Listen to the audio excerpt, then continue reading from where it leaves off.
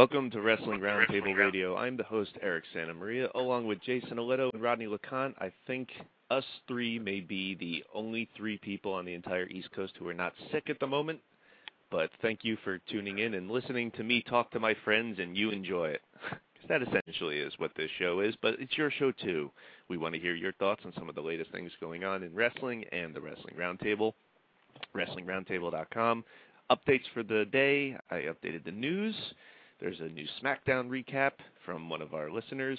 And we've also updated show number 42, Go Fight Live and YouTube, hopefully soon iTunes as well. iTunes is getting a major update with all our old shows filling up the archive for you to check out. So if you think we haven't talked about something before, we probably have, and it will be in an older show available on iTunes soon. The 42nd show for Wrestling Roundtable in Season 3.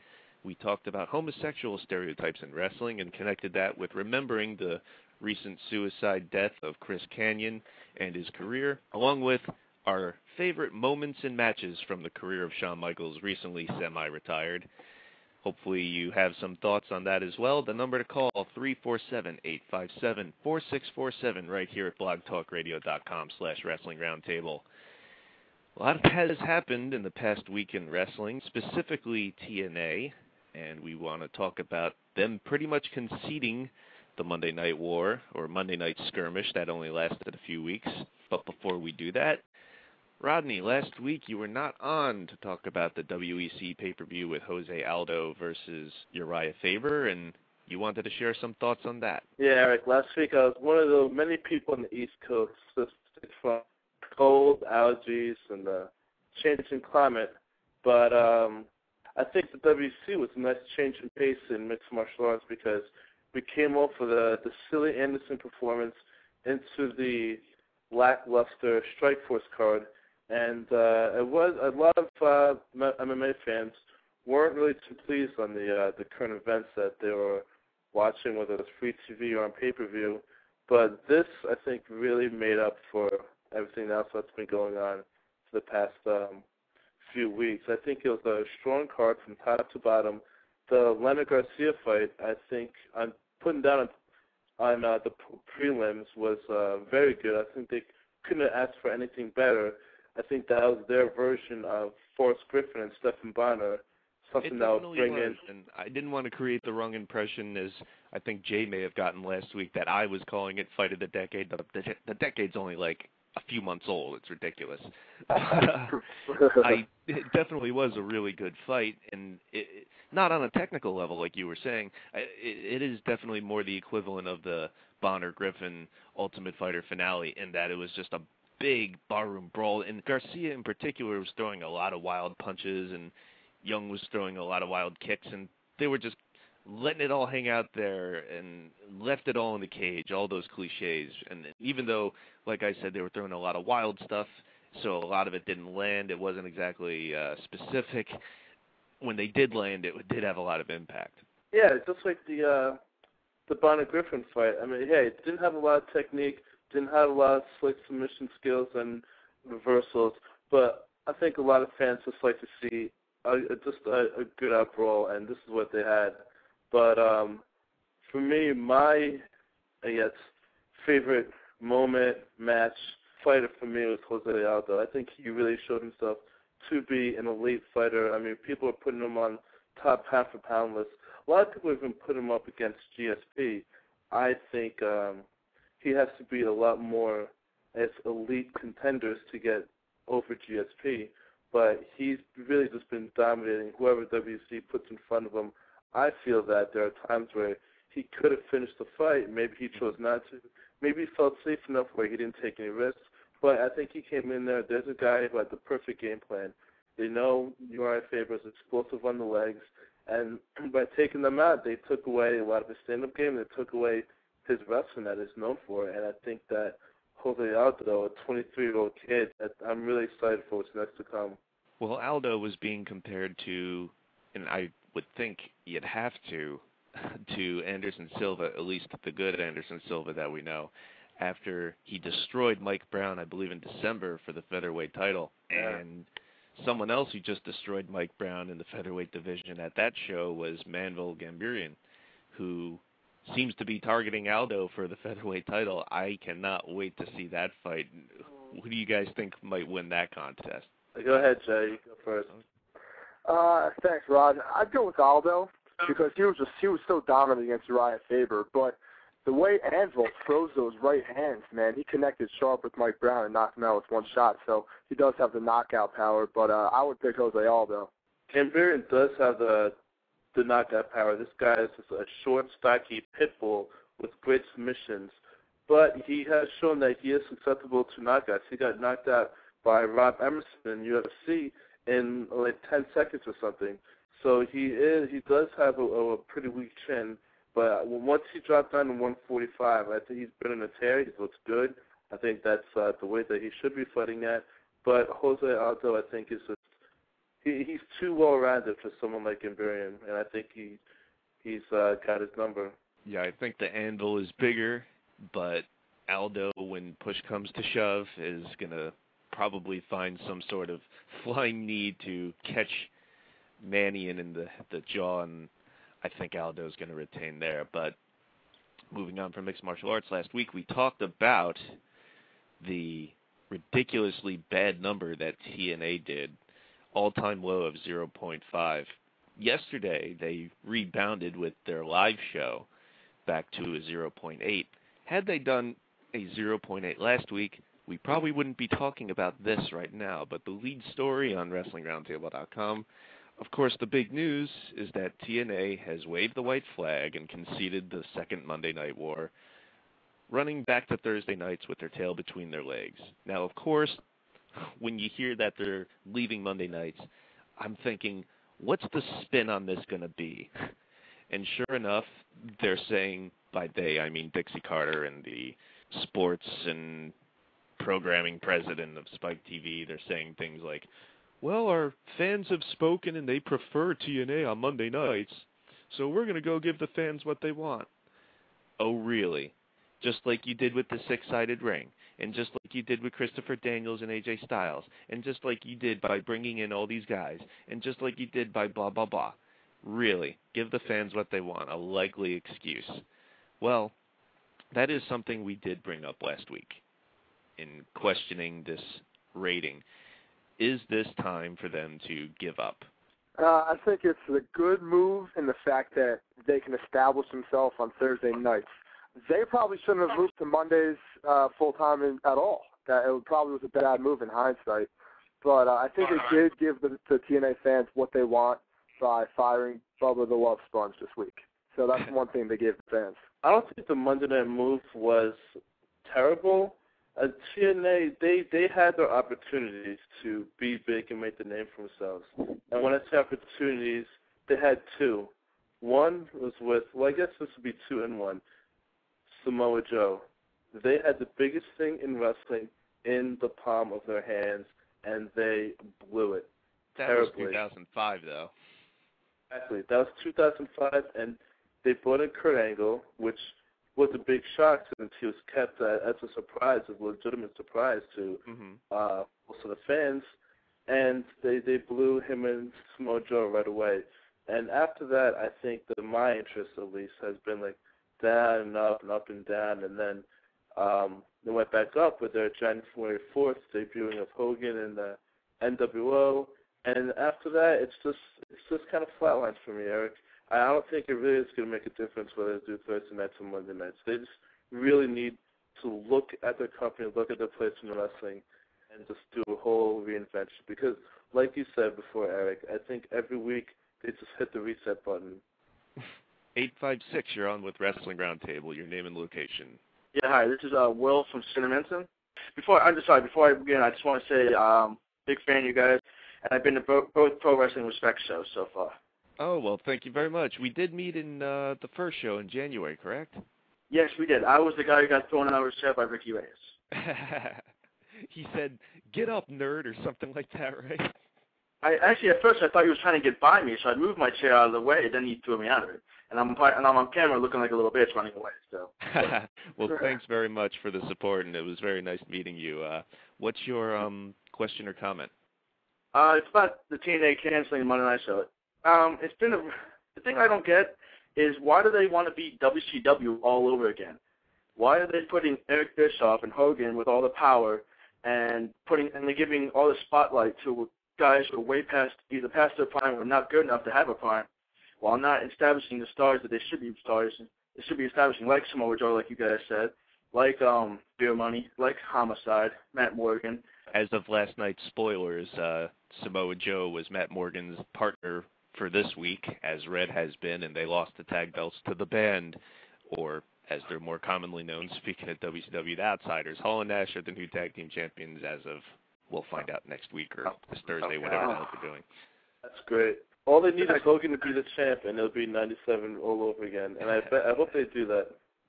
I'm really convinced that Hogan, Bischoff, and Russo don't know anything else to do but put these guys over and continually put them in our faces. They don't know how to build new talent or put them above and beyond everybody else. It's really convincing to me that that's their point right now, and that's their goal. I don't know. TNA, like I said before, it just needs a whole reinvention. They have all this talent, and they keep saying, we're going to build, but they've had plenty of opportunities. And when you have talent go from title contention to exhibition champ back to mid-carders, it really just loses, I guess, all hype in the character and loses, any hope for any new stars, I think. Well, here's the problem with TNA, and it really started from the beginning. To have a long-term game plan, and they've always said that we want to be on Monday nights and we want to compete with WWE, we're just going to take our time and blah, blah, blah. You mentioned Samoa Joe before earlier, Rod, and when they signed him in 2005, he was just coming off a big Ring of Honor run. Of course, he established his name in Ring of Honor. He did not start with Ring of Honor. He started out in California, done some shots in Japan and various other indies, but Ring of Honor is where he made his name. And it pretty much built its whole identity around Samoa Joe over the almost 2 years that he was the Ring of Honor champion. So he really helped boost Ring of Honor in that respect. And right around when he signed with TNA was when he had the big Joe Kobashi match, which I feel terribly guilty about not mentioning when we covered matches of the decade on the show. It slipped my mind, so excuse me. Regardless, when Joe came in, there was immediately a fan connection there. He had the look, he had the style, he was unique, and when it comes to a long-term game plan, if this is really what TNA had in mind, they wouldn't have been fucking called TNA in the first place. That's just a stupid name in general, but hey, it's established now, they're going to run with it fine. But any successful wrestling promotion or any successful wrestling territory, the only time they've really been truly successful and prospered is when they would come up with their own shtick. They would have a concept, they would have a feeling, they would have a gimmick, they would have a person, whatever it might be that exactly triggered this. Obviously, Hogan in the 80s with WWF in 83, late 83, the NWO concept in the mid-90s, Attitude a few years later on. ECW in particular in the Northeast. Did the ECW get popular because it based itself on old washed-up names? Now, yes, they did have Shane Douglas, Raven, Bigelow, those sort of guys who had been in other promotions before, but not so you'd really notice it. They gave them completely new characters and gimmicks, and you practically forgot that it was Johnny Polo if you even knew. You never heard of the Dynamic Dudes, and if you did, then the franchise is a completely different character. So they're mixing it up with the original guys, completely new gimmicks and concepts and wrestlers than you'd seen anywhere else. Sandman, Sabu, Taz, etc., etc. You can't become a unique brand. You can't prosper unless you create your own identity. And the bad part about TNA right now is well brought up. I remember you wrote this column before they jumped to the Monday night experiment in January, Rod, about how this needs to be TNA's time. Of course, we were excited that Hogan and Bischoff are coming in because, against our better judgment, this was us being optimistic and keeping our fingers crossed, even though obviously it wasn't the smart thing to do, was they've learned from their mistakes. You mentioned, Will, how they're trying to beat WCW. Well, they're really trying to be WCW at the end of WCW, because the last couple of years or so they were trying to be some sort of version of WWF, and that's what people have been complaining about TNA forever with. And I reflect back to when Hogan came in the first time to WCW in '94 and turned it into Hogan and Friends for a couple of years, and it was really pretty much garbage and shit, at least as far as the main event scene goes. Yeah, they did have some spurts of hope here and there with the Savage Flair feud that people seem to like in '96. The mid-card was obviously full of talented young wrestlers as they started raiding ECW and bringing in the luchadors and whatnot. But WCW didn't get on a roll, of course, into the NWO years later. And I just think back to what it must have been like to have been a WCW or NWA fan before Hogan came in, and how absolutely terrible this must have been, where you see someone that you love practically murdered in front of you. Because think about how awesome WCW was before 1994, like let's say around 1993, and before Vader, Sting, Rick Rude, Hollywood Blondes, Steiner Brothers, Horsemen, all great original acts for WCW, and they were really tearing it up in the ring too. It was a great alternative product to the seemingly goofier WWF with the goofy gimmicks. Doink the Clown, of course, is the one always brought up, but it was also in the post-steroid trial era, so they were kind of down. Not that there weren't things to enjoy in WWF, of course, but if you were a wrestling fan, outside of Bret Hart, you probably tuned into WCW and were treated to very good product. But Hogan comes in, and all of a sudden, it's Kamala, Hunky Tonk Man, Brutus Beefcake, and Hacksaw Jim Duggan. And it must have been terrible to be a WCW fan at that time. Man. Precisely. Now, fast forward all these years later, we're seeing pretty much the exact same effect with Hogan and Bischoff version 2. And Russo being in the mix doesn't help. But think about all the crap that we've seen gone down. They talk about, we're going to give the fans what they want all the time. And I said before, well, if that's the case, then why'd you fire Christopher Daniels? Why'd you get rid of Awesome Kong? You're supposed to have this great knockouts division, and there goes Tracy Brooks, been there since day one. Awesome Kong, goodbye. We're not going to pay Tara any more money, so Victoria's leaving too. We love tag team wrestling. Tag team is something that's not emphasized in WWF either. All these things that you'd think they would emphasize that WWF doesn't do or can't do, we can. The strong women's division, the tag division. You think fans of TNA, who I don't know if they're going to be around anymore, they may have been turned off in droves by this sort of garbage, would prefer to see as a tag team featured the Motor City Machine Guns or the fucking Nasty Boys? Like, did Hogan really honestly believe, and of course no one really could, it's just cronyism, but you think he honestly believed that fucking Bubba the Love Sponge and Val Venus and the Nasty Boys and taking away the six-sided ring and pretty much trashing all the stuff that TNA created was the way to go? When they came in with Flair and he's saying, well, I'm going to take a look at these guys like AJ Styles and trying to turn them into stars because they don't have it. Right now, they're not over the top gimmicks and whatnot. I think him and Flair must have just loved the movie Avatar, because that's all they did with Abyss and AJ Styles. Their idea to turn these guys into stars is to kind of make them crappier fan versions of what they are. No one liked AJ Styles because he was in a fucking Flair robe and wooing and bullshit like that. They liked him because, like the name implies, he was a phenomenal wrestler and had phenomenal wrestling ability. That was his gimmick. Duh.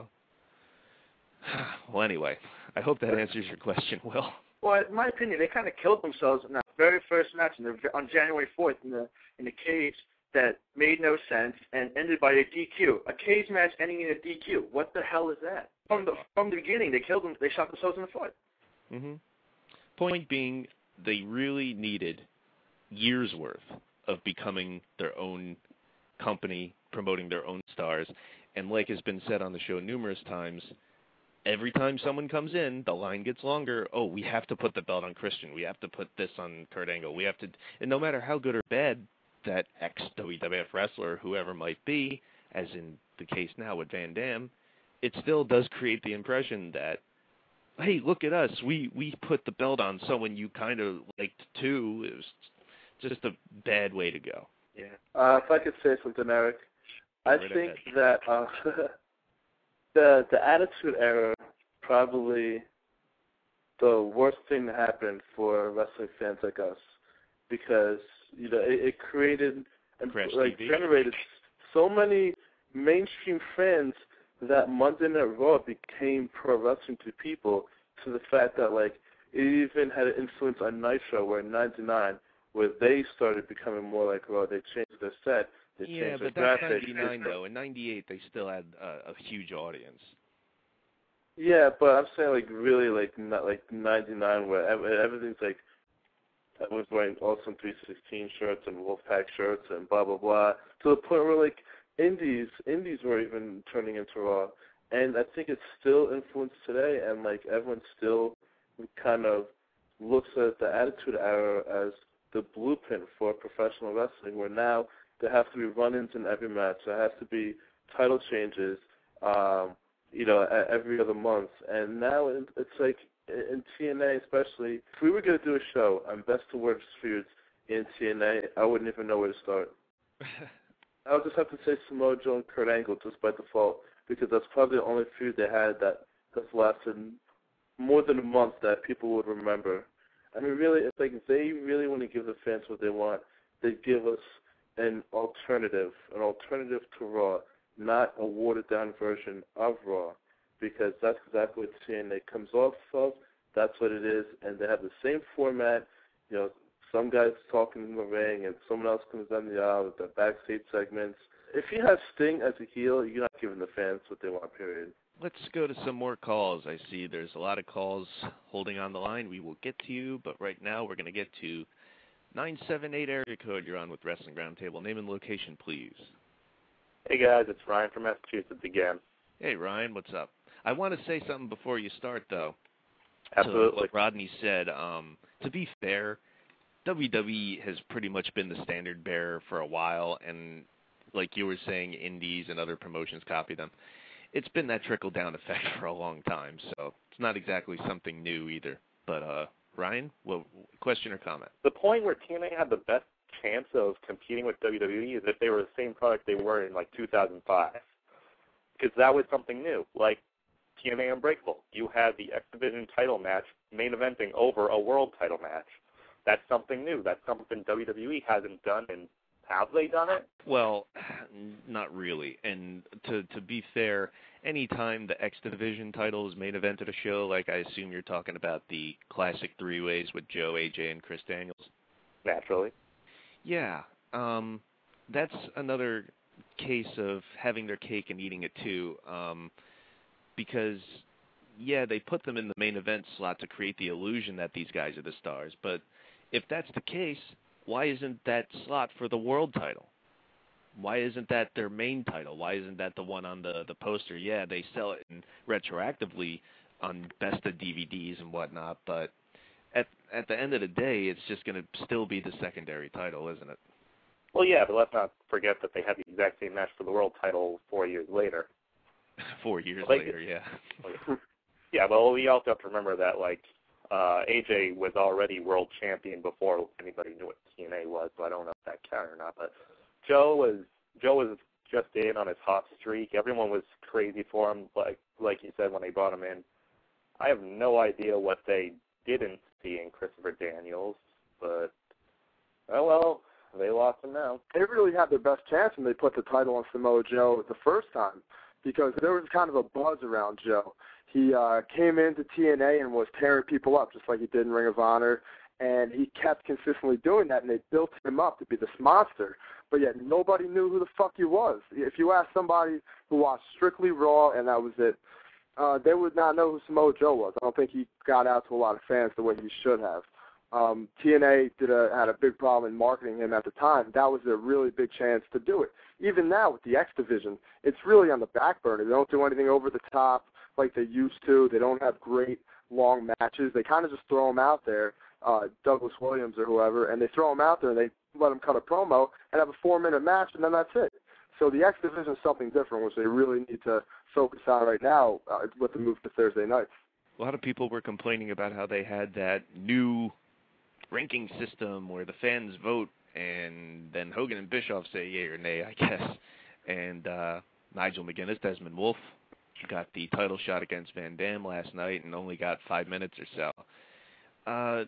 Yet another case, it seems, where fans voice their opinion and it doesn't get really listened to. I mean, you were just mentioning some names before, and I'm thinking how they've got such a great roster, really do, of talented younger wrestlers anyway. And why aren't these the guys getting 10 minutes to talk over Flair and Hogan? Speaking of Flair and Hogan, I just want to make a parallel here. I don't know if anybody is aware of or seen that Kevin Sullivan DVD, I think maybe Kayfabe Commentaries or one of those sort of companies put out, and it was Kevin Sullivan on WCW and why it folded. And as a WCW fan, I was particularly curious to hear his take on it. And it didn't take long for the shit to start pouring out of his ears, because when he took over right after Russo got sent home in early 2000, you may remember that Russo, when he started writing WCW, started emphasizing fresher names than had been main eventing WCW, as opposed to Hogan and Flair and Savage and those sort of names. He was pushing for the He Who We Do Not Speak Of, Bret Hart, Goldberg. He loved the Radicals. He loved a lot of the younger guys. So he started focusing on them some more, including Jeff Jarrett. And when he got sent home in January 2000, Kevin Sullivan took over, and all of a sudden it's back to Terry Funk and Luger and those sort of guys in the main event, and it was complete opposite of what Russo had been going for, and it really started jerking the fans in different directions. And his reasoning was, well, I'll put Hogan and Flair in there because I know they'll always draw. Now, I hate to disparage the super sexy satanic supermodel that Kevin Sullivan is, but when I heard that, I was like, are you fucking kidding me? First of all, Hogan and Flair were old when they fought the first time in 91.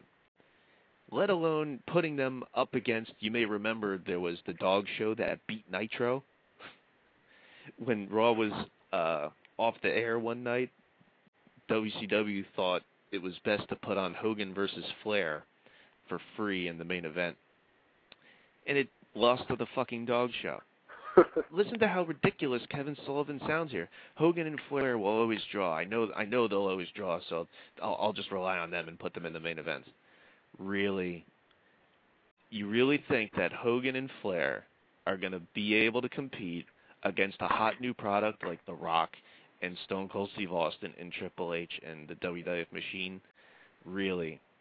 So that was dumb 10 years ago. Now they're fucking ancient. Fighting each other in that tag match the other month was just, it was pathetic. It was like watching zombies go up against each other.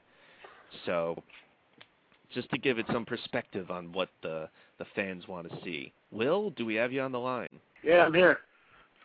How you doing, Will? Feeling any better? Yeah, let's get myself a couple comments in while I'm laying in bed.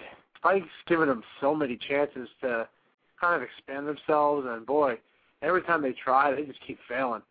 It's just like it's like they're almost running out of hope in my eyes. I mean, I don't expect Hogan to be there much longer. Maybe not more than a year. You know, I just don't think it's going to happen. I just don't think TNA is just not going to pull in the ratings. It's not going to pull in the merchandise. They just don't have an established star. Like John Cena's an established star in WWE. He's the main guy. Can anybody even say who's the main guy in TNA right now? Can anybody pick one person that says that's the face of the company? Well, one would think it would be Rob Van Dam, and if not him, maybe Jeff Hardy, but he's going to court on Monday. Maybe that's why they switched back to Thursdays. And my point is that there's not an established star. John Cena was established very easily. It was easily to get him over, and easily he's been at the top of his game for the last 6 years. You know, there's not been one person that's been able to beat him yet. You know, and so what I'm asking to everybody out there, whoever the fans and you guys, is that if TNA was going to make the biggest name possible on that brand, market him, advertise him, get T-shirts, merchandise, everything, who is the one person they can count on, and who is the one person that can best represent the company outside of the wrestling world? I would say Jeff Hardy, but you obviously can't count on him right now because he's probably going to end up in jail. Oh, come on. You can't even mention Jeff Hardy. He no. said, best represent your company. He is absolutely popular, and he would be the guy you'd want to have T-shirts and you'd want to draw a new audience with. He'd be the guy. He was the most popular guy in the WWF in 2008, 2009, arguably. But obviously he's not going to be my choice. I would say it has to be AJ Styles. I don't think he represented the WWF either. Yeah, but he was over. He was definitely over. There's no denying that at all. We're not talking about being over, Jay. We're talking about representing the company. If he goes on Tonight Show, let's say, and people do a Google search, what are they going to find? I would say AJ Styles, for sure. I haven't seen him in one. We saw Hulk Hogan advertising TNA. When have we seen AJ Styles on any programs advertising TNA? No one knows who the hell he is. You know, that's just the point. WWE knows how to make stars, knows how to make superstars. They're not making wrestlers. They're making stars. That's what WWE can do.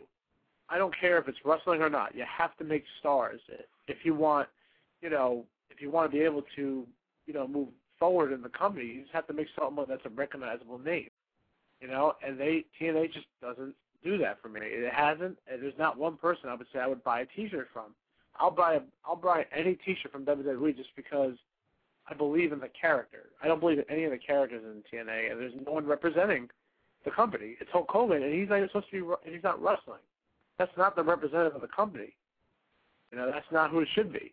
Who is the guy that TNA should be pushing to be the established star of the entire company? I'm going to say Samoa Joe because he's a great athlete. I think he'd, well-spoken. I think he'd be able to represent the company. And he's just such he has this big fat guy that can move.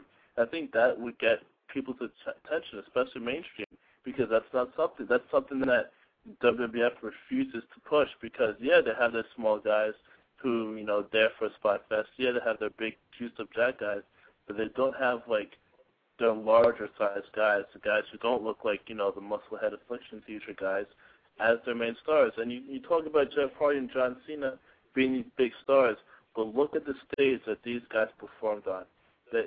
WWE made really apples and oranges. Exactly.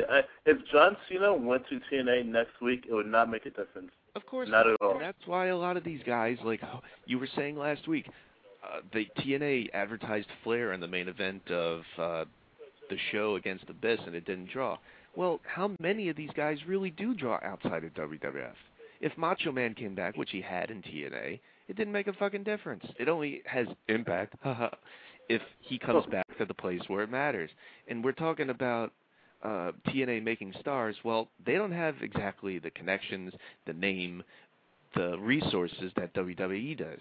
So, Will might buy a T-shirt for anybody, and really, Dolph Ziggler? Anyway. They're working for Spike. They're part of Viacom, which has a whole other networks. I mean, really, before they worry about making young guys, they really need to look at the brand itself and really get the name out there. They really need to really globalize themselves. My opinion, if I was going to run TNA, first thing I would do is travel with their Monday or Thursday night shows. Not have it, it's a safe bet to have it in Disney Studio, but at the same time, it looks like it at the beginning it should say, the following episode of TNA is taped in front of a live studio audience, because that's exactly how it comes across.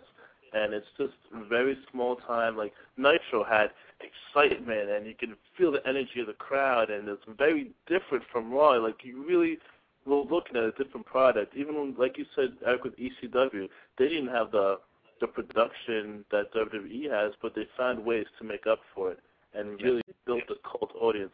And that's where TNA is failing. I've seen their billboard ads outside of Madison Square Garden with Hogan on it. If they tour, I don't know how good they would do, Rod, because you read the house show numbers that they do, and you'd think for a wrestling promotion that gets about, well, it used to anyway, about 1 million viewers a week, they would draw better than a few hundred to a house show in the middle of nowhere. But I don't know. They don't seem to do too well when they do that. But anyway. Yeah, they need to find their niche. I mean, yeah, they do have their billboard, but there are billboards for a million plays in Times Square that I never heard of.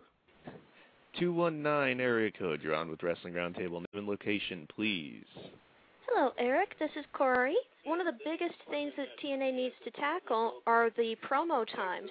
I couldn't help but notice that it was 37 minutes of promo time in yesterday's episode before I saw the first match.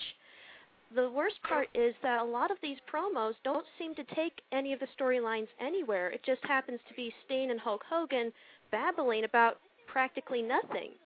We don't establish anything. I hate to pin everything on Vince Russo because it's a popular thing to do and it's not accurate. Obviously, there's a lot more people that write the show than just Vince Russo, but you can see the fingerprints of people on certain shows.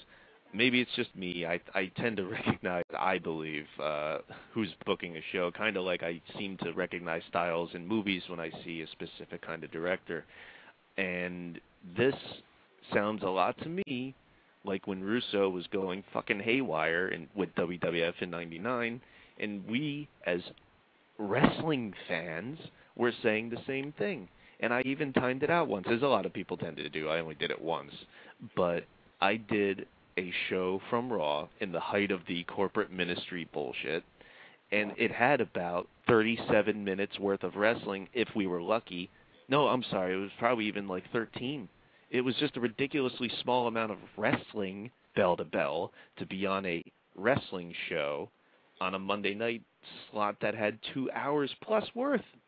And TNA should be, as they keep claiming, we're not sports entertainment, we're wrestling. Yeah, sure. With that amount of wrestling on, with Nigel McGuinness getting 5 minutes against the world champion, That main event really set me off last night. I almost hurled the remote right at the TV screen because I couldn't believe it. Nigel jobbed out Rob Van Dam in 5 minutes, and then the real main event was just Hogan and Steen talking about WCW, of all things. Why not?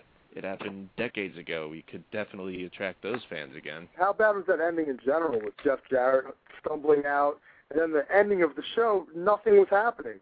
It was just a mess. It was an absolute mess. As Lance Storm would call it, it was a clusterfuck. It was an absolute mess.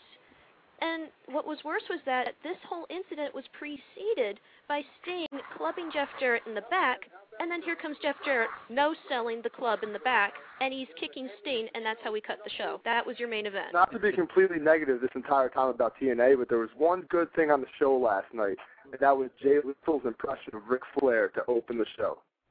He was dead on. It was great. Everybody who's listening has to go back and watch that. Look it up on YouTube. Do what you have to do. It was absolutely phenomenal. It might have been even better than his Macho Man impression. It was that good. I have to admit that a fan of our age does get giddy when we see Macho Man impression, Jay Lethal in there with Hulk Hogan. I thought about the stuff with Liz and I was wrong. That's pretty funny, I'll admit. 646 area code, you're on with Wrestling Roundtable. Eric, I'm a big fan. I've been a fan for a while. I watched your first show. Oh, wow. Great. Thank you very much. Yeah. My old swinger was True Story 007. Yeah, I was a great fan. Y'all are definitely wrestling scholars, I like to call y'all. Well, I don't like to use the word experts or scholars or gurus because you see these numbnuts on YouTube in front of their webcams calling themselves gurus. First of all, I appreciate the sentiment, and that's very nice, but I also know how much I don't know. And there's people that I talk to who blow my mind. So I know there's a ton of information out there I do not know, but what I do know, I try to share. So thank you very much. Okay, that's a good answer. If a tree falls in the forest and if no one's there to hear it, does it make a sound? It's like they have the biggest draw last year in WWE. And look at their numbers. Why look at WCW back in 96, 95, and how hot their mid-card was. Mm-hmm. You know, you remember how high they had Hoovy, Ray, just not in the U.S. title matches, on fire. it was on fire. And then you have Eric Bischoff here now, who has a chance to revision history, remake something up, because I remember he did say the one thing he had in the meeting with Ted Turner was he was trying to find ways to be different than WWE, not compete, to be different. And to me, TNA had all of that.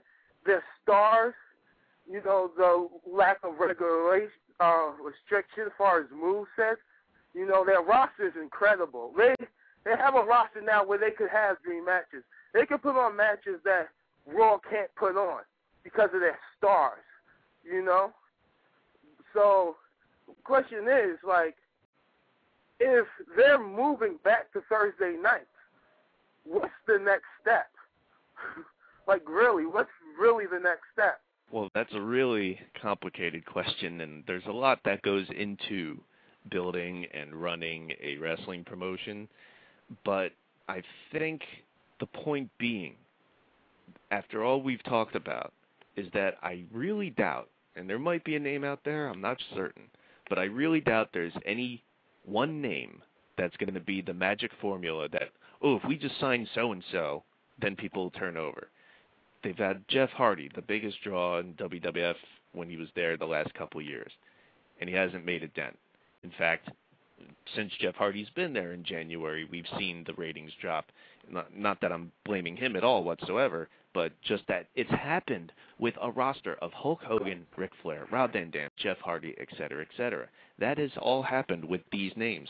What difference would it be if Goldberg came in, or Austin, or Rock? Not that any of these would, but just in a ridiculous scenario. I don't think it's going to be, at least in the modern era, just one name to come in and then all of our problems are solved. Yeah, I agree with you. Like I said before, if Cena Batista went to TNA next week, the numbers might move up 0.1, if that. If these guys, who knows how many of these WWE fans even know where Jeff Hardy is or what TNA is? To them, he's just not. If he's not in WWF, then he's not wrestling, and that's the problem there. You really need to create the stage and create awareness of your product so that when these guys do come in, it actually can make a difference. And you need to put them in situations where, here's Rob from there from WWF wrestling. You need, do something different. Like if in '96, if Diesel and Razor came in as Diesel, as Razor, just two guys wrestling, we wouldn't have had probably the Attitude Era. But they did something really different, something that we've never seen before. And whenever they bring these names, if they really want to make an impact, they need to, find a way that's going to captivate people's attention. Look at it this way. I was talking about ECW making over dynamic dudes Shane Douglas and Scotty the Body and turning them into Raven and Shane Douglas, the franchise and whatnot. Well, in a way, WCW did the same thing when they brought in a lot of these WWF guys. Not all of them, certainly, but the big springboard for WCW's popularity was, holy shit, Hulk Hogan's a bad guy? And you tune in. Nash eventually becoming Big Sexy. Even Sting got a cosmetic makeover, and he was an original guy there. But Scott Steiner, yet another example of transforming these sort of guys and doing something new with them.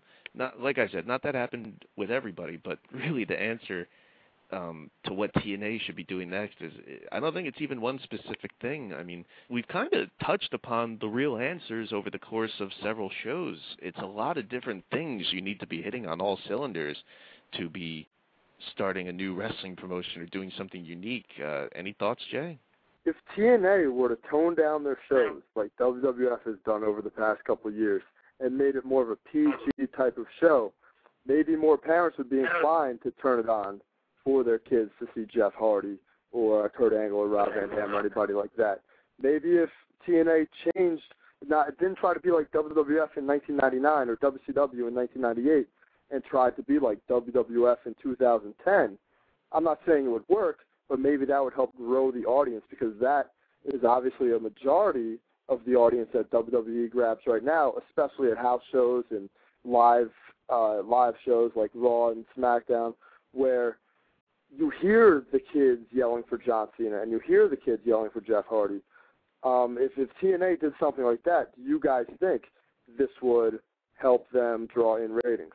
If I could just, touch upon the point that you made really quick, where you talked about transforming Hogan and Hall and Nash, and they did it to a point where when WWE brought those guys back, they kept their WCW gimmicks. They didn't bring back, hey, here's Scott Steiner from 1993, and cut to the, Michigan music. They brought back Big Papa Pump.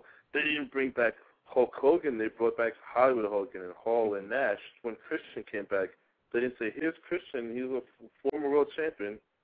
No. Well, the reason they did that with Hogan, Hall, Nash, Steiner is because they made, and by they I mean WCW, they made those looks, those gimmicks, those names into what they were. Of course, they built on what was already established with WWF, but they put a new spin on it. So just like if Sting came in tomorrow, he wouldn't be the 90s Surfer Sting, although I would enjoy that. Me too. They'd bring him in as the Crow Sting because that's what people know. And again, like Jay said, not to be totally negative because we're not, but anytime TNA would take a positive step, and it's always been the same story since the beginning, anytime they would take a positive step, there'd be 3 or more steps back.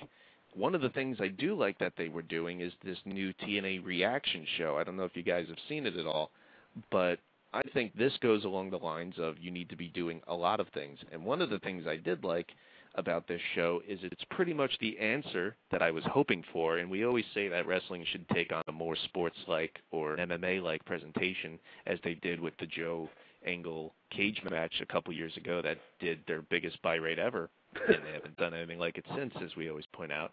The reaction show I like because it's kind of an answer to HBO's 24/7 series with boxing, which UFC rips off with Primetime.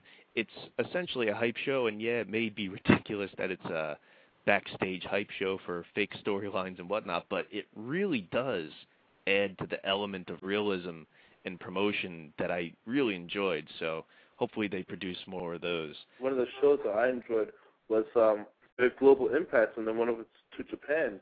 It was something different. Even more shows like that, if they do that on Monday night, I think that definitely generates some interest. I think that's what they're going to do. They're going to use an occasional Monday night time slot as a Clash of the Champions type show, and that would be a very smart move. Well, us stupid fans who have never done anything, although the Roundtable's been involved in wrestling now, but you'll see people like, well, you've never run a successful wrestling promotion yourself, so what can you say? Well, I guess we end up being right a lot of the time on some of these points. Like, I don't think any of us would have put TNA head-to-head 9-11 with Raw in the first place. 8-10 sounded a little more sane, didn't it? Oh, absolutely. No question about it. Having a lead-in, having 1 hour where you have no competition in the wrestling market, it was definitely the smartest thing that they did. Even though it didn't end up too well, it should bring over some new fans, let's hope, to the Thursday night show. Maybe they're just too close to the wrestling bubble to see that. But 416, you're on with Wrestling Roundtable. Hey, how's it going, guys? Hello? It's Graham calling from Toronto. My question is, and not to, get even more negative on you guys, but do you think TNA missed their shot? Because my thing that stunned me, I learned this last year, like pretty much every homegrown talent they've got is over 30. Every guy that is still being pushed under for these 50-year-olds is getting older, and they're going to not be able to deliver anymore, and there's not going to be the time to build them into stars the way that, WWE was able to build John Cena, even though he's crap. Like, they still built him into a star because they got him young, they got him hooked in, and they built him with the crowd. All these guys have been around, like all these TNA originals, they've been around for 7 or whatever years. And we've seen them, and everyone who tunes in has seen them, and has seen them get beat by every new guy who shows up. I love your question, and like I said before with Samoa Joe, I think the ship has sailed, and not for the reason that they're getting older, which they are, certainly. They may not, I think they'll be able to keep up their performance in the ring for a while, but I think the window of opportunity closed on a lot of these names a while ago. Specifically, AJ, Daniels, and Joe, those 3 guys in particular were, of course, the top tier of representing the TNA originals. There may be more hope for guys like Homicide, Hernandez, Motor City Machine Guns, who haven't been there yet. But how can you take AJ Styles, someone mentioned earlier that he was champion long before Fox Sports Net and Spike TV and whatnot. Of course, we're talking about the weekly Wednesday pay-per-views when he was a heel with Russo, and Russo towered over him. It looked ridiculous. But how many opportunities are there going to be where you put the belt on AJ Styles and either undermine him for stupid reasons like not putting him in the real main event, not promoting him the right way, not putting him with Russo as a heel, putting him in a Flair robe, blah, blah, blah. Look at Christopher Daniels.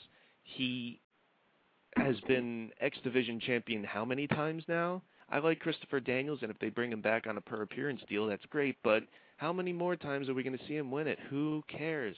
Samoa Joe, we've covered before, but the time was right years ago. I'll give you another, for instance, when Rhino finally got the belt in 2005 against Jeff Jarrett. Now, of course, he wasn't even originally supposed to win the belt. I believe at Bound for Glory 05 or whatnot.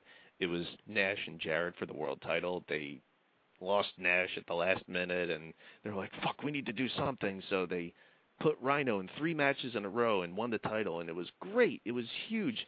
Finally, Rhino gets the spotlight that a lot of people thought he deserved and blah, blah, blah, and then he loses the belt the next day to Jeff Jarrett at the taping. Again, 1 step forward, 2 steps back. I have to agree with you on that, Eric. What TNA has done is they've alienated these guys to almost mid-card for life. I hate to say it, but a lot of these guys have been put over put down by guys like Kurt Angle and Christian and guys that came from WWF, that there's really no hope at this point. And when you take a guy who was fighting for the world title and then put him down into the X Division and put him under the X Division into jobbing to guys like Orlando Jordan and Tyson Tomko and whoever else you can think of, it really hurts them. And particular a guy like Samoa Joe, who they're now finally starting to try to build back up into this monster, this machine that he should have been and he should have always been. I really do believe that if TNA can formulate a strategy where they want to bring these new guys up who they haven't used in the main event before, that it would really be effective. Has the window of opportunity closed on some of these guys, Rod, and are there more guys in waiting, maybe like Brian Kendrick, who could possibly fill that void? When the iron is hot, the TNA just didn't strike for some reason, and it really cost them. Can you imagine if Austin lost at WrestleMania 14, or if Hogan beat Goldberg on Nitro? These things have been totally different, and TNA is afraid to, I guess, go for those risks. And when these guys are taking a beating on their bodies and constantly wearing and tearing their bones and restricting some of their mobility that they once had a few years ago, you really need to save their energy for useful matches. And I really don't see any new names really being built up. I mean, even everybody except for myself is on the Pope train. Everyone liked them, and he seemed to have a good fan base. And then what happens? He loses to AJ Styles. So right there, it just shows that they are not willing to pull the trigger on some of these guys, and it's only hurting them. Yeah, I mean, you may not like the Pope, but I think you could agree that people were getting into him. Much like I'm not a fan of Jeff Hardy, but holy shit was he popular a couple years ago. And, of course, I guess there was extenuating circumstances with there where, well, we're only going to put the belt on this guy for a month because who knows what he'll be caught with. But regardless, like when Randy Orton beat Jeff Hardy at the Garden in the Royal Rumble, do you think that was the right thing to do? No, you know what's going to happen? It's WCW effect in 1999, or even like 2000, 2001, we had Booker and Jeff Jarrett as the champions, and the only reason why these guys are on top is because all their main stars are either hurt or gone, and it's really not going to come across to the fans that these guys are legit main eventers. Lines are lighting up. We'll get to more calls, but now we're going to bring on Tim. Hello, Tim. Hey, Eric, what's up? Have you been listening to the show? Yes, I have for the past 15. What are your thoughts on this whole situation TNA's gotten themselves in, retreating back to Thursday nights? Well, I think the guy from Toronto is correct. I think they're going to run into a problem unless they bring in a lot of new talent. You guys got guys like Kurt Angle and Nash and all these guys that are really old, even AJ's in his 30s. You got to bring in some new talent. I mean, I like the Pope. Like you were talking about the sports team, you got to bring new guys and you got to have new faces. You got to move on. You can't just keep going with the old. Which I mean, you want to go with what's popular, but you can't. Sometimes you gotta go with the times. You know what I mean? You really have to grow with your audience, because I mean you want a new generation of fans. You need a new generation of wrestlers. Give them something to sink their teeth into, excuse me. All right, 914, exactly. You're on with Wrestling Roundtable. Name and location, please. This is Ray A. Cool, Yonkers, New York. I've been listening to you guys all night, bashing TNA. They've been fucking up from day one. Like, if you want to build your company around some certain person, I think Rob Van Dam was the perfect guy to build your company around, especially, the way TNA has been looking right now. I think he's the biggest star. I think, he's one of the most popular wrestlers in the world, and I think they're, on their last legs. I think that, they're on the ground right now, and they're about to, be over for. So that's my intake on it. To clarify that, I've heard a lot of conflicting stories here.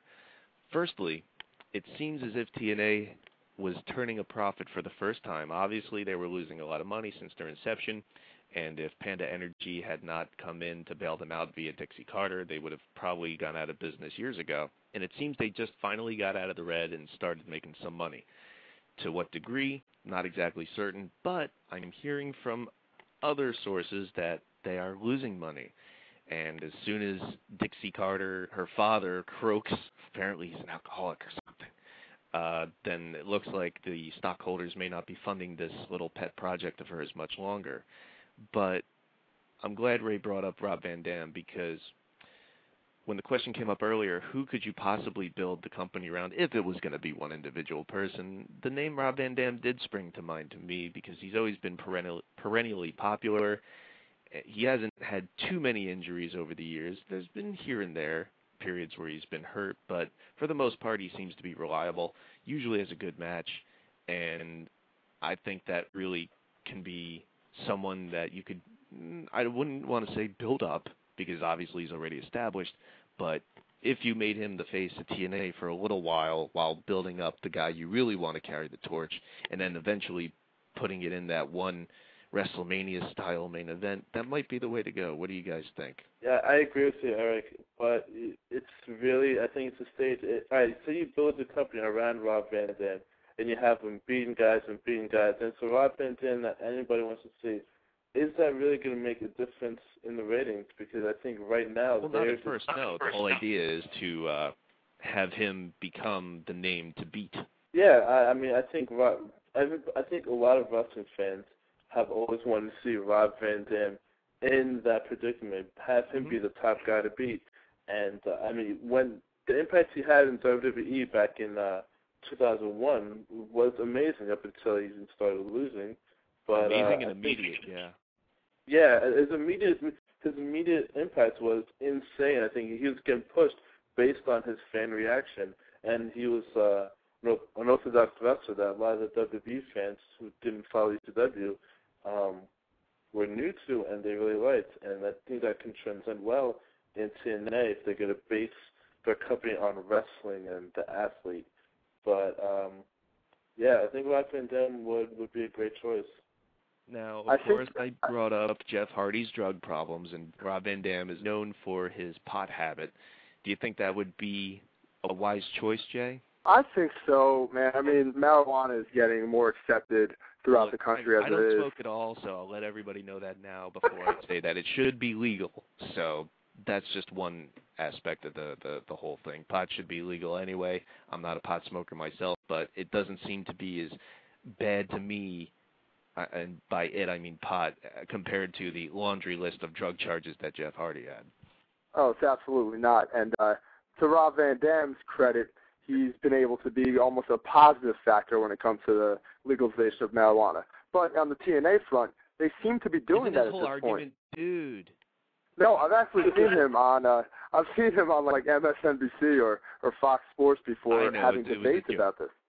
Yeah, no. But anyway, in June, TNA has their Slammiversary pay-per-view, and the promotional poster just came out, and I saw it on the internet earlier, and it features Rob Van Dam and Sting. Now, this is very interesting to me because this could kind of make up for their lackluster, Rob Van Dam debut against Sting in March when it was like a 5-second match and then a Sting beatdown for about 10 minutes. with a bloody Hogan crippled walking down the aisle and Bubba the Love Sponge trying to hold him back. I think I had one of those the other night, a bloody Hogan. Yeah, I think that's every week. Rob Van Dam seems to be the guy they're putting on the promotional poster, and if they build up to a Rob Van Dam Sting match at Slammiversary, that could possibly be pretty big, especially if they put Rob Van Dam over Sting. Hey, how are you, Eric? This is Zach from Arkansas.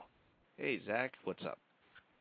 Nothing much. I just wanted to say, first and foremost, thank you guys for the T-shirt. I got it in yesterday, and it fits so nice. So I just want to tell everybody out there, go ahead and get you one of those 100% cotton shirts because they feel so great. But anyway, they're available at WrestlingRoundtable.com, by the way. That's right.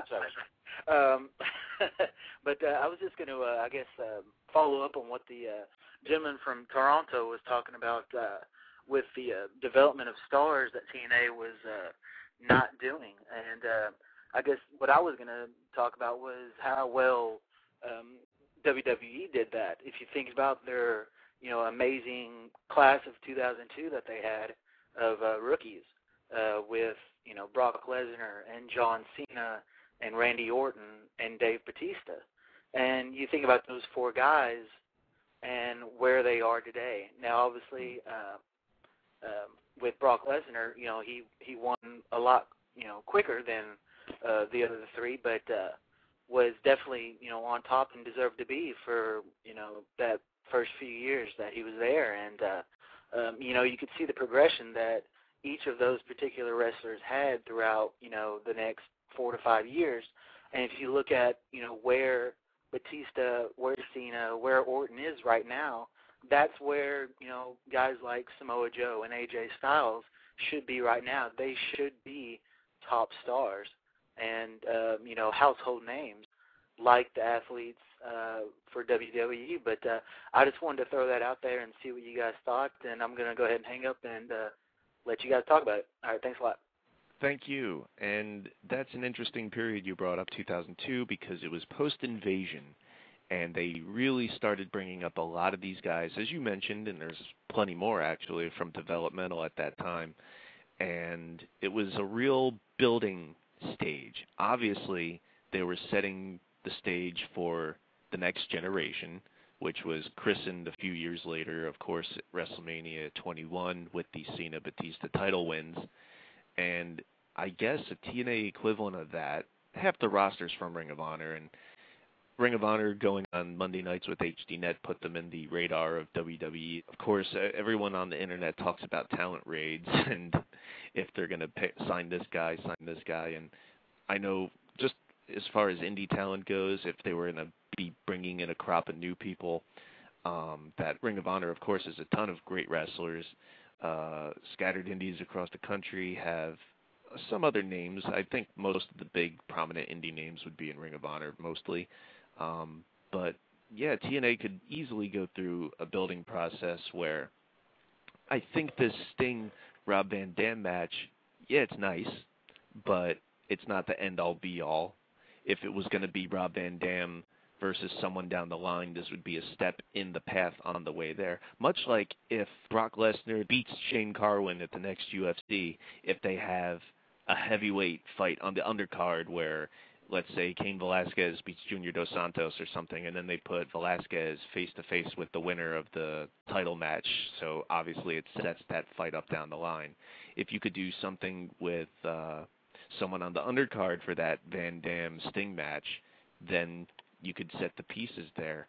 Do you think TNA needs a whole crop of younger guys because the window might be closing on some of these names that have been there for a long time, like we've said before, Rod? I think so. I think they shouldn't bring them in all at once, but if they do it smart, I think it's right now necessary because, like you said before, guys like Samoa Joe, AJ Styles, the window's closed for them. I think that there's too tarnished.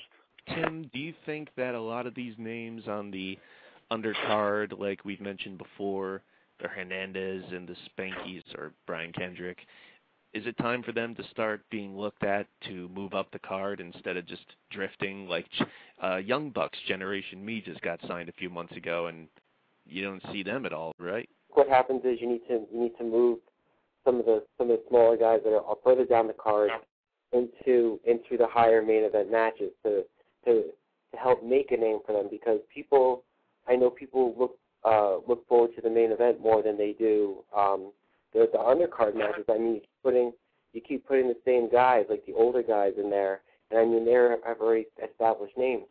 As a company, what you need to do is you need to establish new names, and it's wrestling. I mean, it's all plotted. You know what I mean? You can do whatever you want. You can throw a new guy in there with Ric Flair. You know what I mean? You can put a guy over very easily with the already established names that you have.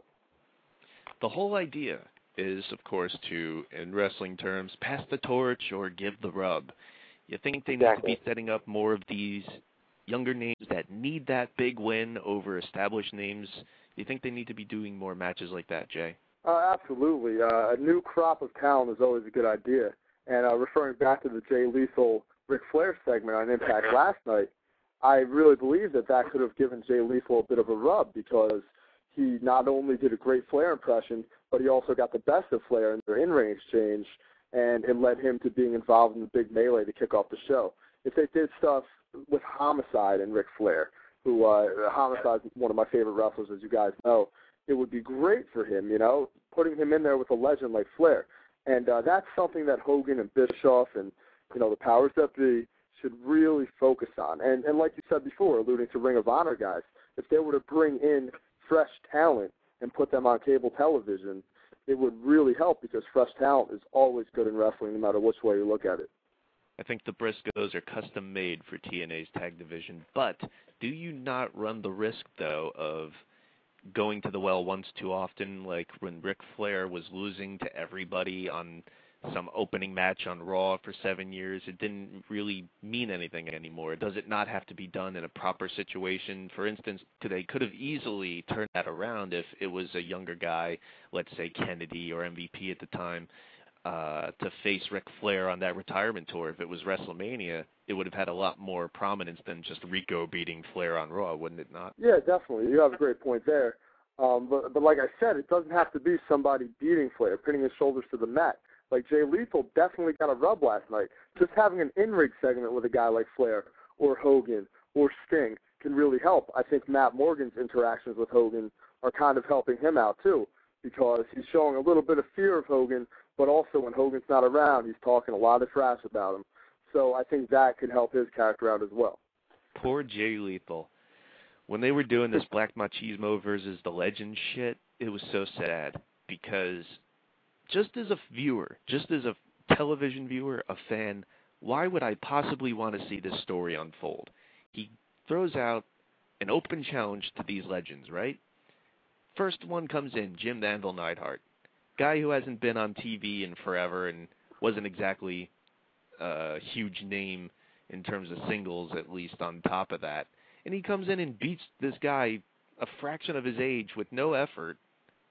Why do I want to see the storyline continue? He's already fucking lost. The idea would obviously be that he goes through all these old legends, even if it's by cheating. He beats these legends, building up to one big one to come in and teach him a lesson, and that would go a fuck of a lot further than him losing to Tatanka and losing to Jim the Anvil Neidhart and whatnot. WWE had a similar situation, or a similar opportunity, I should say, with Santino, kind of when he was going for Honky Tonk Man's Intercontinental title run record.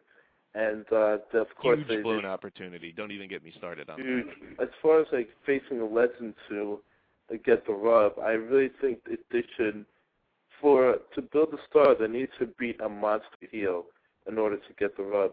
I mean, seriously, if a basketball player beat Magic Johnson, is he the greatest? Does that make him an instant star? No, he beats someone who's obviously old and past the prime.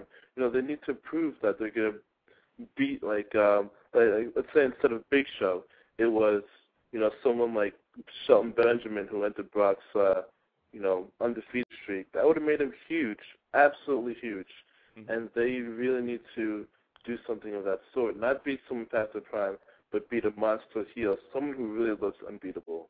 Ronnie, what's up? First and foremost, I'd like to thank you guys for making me the official Roundtable merchandise model. I kind of take that to heart, man. So I appreciate the love y'all gave me, man. So thank y'all for that. We appreciate the support. Thanks. First off, man, I'd like to say that, TNA, they really dropped the ball on a lot of guys, man. And for me, I'm a big Robert Roode guy, and I thought they could have made him into a poor man's Triple H type of heel, because I think he has the look to even get a spot in WWE if he had that chance. But and for them going to Thursdays now, I think I want to know what's going to happen now if they get 0.5 on Thursdays. Are they going to say, no, hell, let's wrap this TNA stuff up or what now? Because they can't go back to Mondays for a while now. So I want to know from you guys what's the plan now if TNA can't get the ratings on Thursdays either. Well, to be fair, they did go back up to a 0.8, and Raw dropped back down to a 3.0, continuing their slow downward trend on Monday. So, like I said earlier, if they'd gotten that 0.8 last week, we probably wouldn't be talking about all this right now. So it's entirely possible they'll just go back to doing exactly what they were and plateauing in their own little existence on Thursday nights. The one thing that will save TNA, that will make me watch, is if in the middle of the match, totally unexpected, Pounce. Something we've been waiting for, a guy that they really just dropped the ball with. If he came back and we saw a Pounce out of nowhere and they kept it up and built him, hey, there's a new guy right there. I think TNA is going to go right back to doing what they were before they moved to Monday nights, like a 1.0 or something like that, and that's where they're going to stay unless they really focus on doing something new and different, and that's the opportunity they have. They have a chance to make Thursday night their night all over again and build on whatever exposure they got on Monday nights for the short period of time they were there, and they really have to take these new wrestlers and throw them out in the mainstream somehow, some way. Even if they get Hulk Hogan or Ric Flair's old ass out in the mainstream more often, it could help the ratings on Thursday nights. I want to see new guys. I want to see AJ Styles and Kurt Angle in a Triple H role, like in WWE, and I want to see new guys become champions. I don't want to see old faces. I don't want to watch 40, 50, 60-year-old men just sitting there talking, not moving for about an hour. I want to see some action. I want to see TNA, total nonstop action. That's what I want to see. Last call for the night, 7:08. You're on with Wrestling Roundtable. Hey, what's up, guys? This is Pat from Elk Grove Village. Sorry I didn't call in earlier there, Eric, but actually I was working on my camel walk and boogaloo for you. So that being said, it's still not quite there, but I'm working on it. Now, I'm glad you brought up Monty Brown because that is the perfect example of what TNA has done wrong so far, is that they have a guy who's basically the next Rock. He can talk, he can work in the ring, and he's got a great finishing move. And yet, for whatever reason, they decide that they're basically going to put him on the periphery of the main event and maybe give him the occasional title shot, but always have him a notch below the WWE guys that they bring in, Jeff Hardy and whatnot. You know, he never could get to that next level. And, and we talk about TNA having that problem. You know, WWE isn't exactly building the superstars of the future right now either. I feel like we're like WWF 1995 here, in terms of just the fact that we're like stuck in a position right now where the same people over and over again just never, ever, ever get to the next level in the business. You know, we're still talking like 2005, we're talking about Batista and Cena's rise and whatever, and now we're talking WrestleMania's here, and Cena and Batista still main eventing at WrestleMania. I mean, we need to have some new stars built in the entire business. I mean, whether it be the Pope, Monty Brown coming back, whether it be a Kofi Kingston, an MVP. I know I'm mentioning all the black guys, which of course means none of them are going to get over. But that being said, No, they'll get over. That doesn't mean they'll get pushed. Okay, right. My bad. You're right. They won't get pushed. But the point basically is that we have tons of new stars that are out there. I mean, guys that, all of us smart marks or whatnot are all enjoying out there. But, it has to be something that, again, if you push them the right way, you can get them over to even the kids. You just have to find the right character for them. They can clearly work in the ring, and they can all talk if you give them the proper platform to do so. I just want to, get that out there, and thank you guys, and, have a great show. Thanks. Thank you, and I'm glad you did, because it's not really a smart mark audience that happens to like these guys. Listen to the reaction, at least in the fall of last year into the winter, that Kofi Kingston was getting. that's WWE's audience. That's not an internet audience. Monty Brown was hugely over in TNA in his run there once he got going, and that's not entirely an internet audience either. And we were focusing more on the TNA problem. Yeah, we haven't brought up WWE much, but they've got so much more going for them because WWE can afford to get away with that, and they have for years. I started getting turned off around that time in 2005 because there were these guys that we would get into, and we want to see new names, as we've said numerous times on the show, especially after WrestleMania when it's the same 4 or 5 guys, that, yeah, I got into Carlito and Crime Time and Shelton Benjamin and MVP and these sort of names. Why in the fuck, and I've said this before on the show, is my main point of why I don't enjoy WWE's product right now. Why in the fuck are these guys not in the main event? They're afraid of pushing guys who are unsure, pretty much. I mean, change. It seems like they push guys who the fans really don't want. I mean, yeah, they did push Cena, but... Well, they're pushing Randy Orton now for the billionth time. Exactly. I mean, I'm glad Orton's getting the face reaction that he is, and that they're learning not to make him the ultra, horrible baby face that he was back in 04 and 05 when Triple H was just making him his bitch every week. They just are really afraid to push guys who are unsure of whether it's backstage politics or whatever. But it's, again, I think it's really just things like this that really have been turning me off to both products over the past few years, and that's why I haven't been watching anymore, and that's what MMA has really excelled in doing, because they really do know how to build new stars. Mm-hmm. When you run a promotion, it's about making money, and what they're going to do is they're going to run with the guys however long they can with who's making money. They're going to keep throwing the same guys in there as long as they're making money.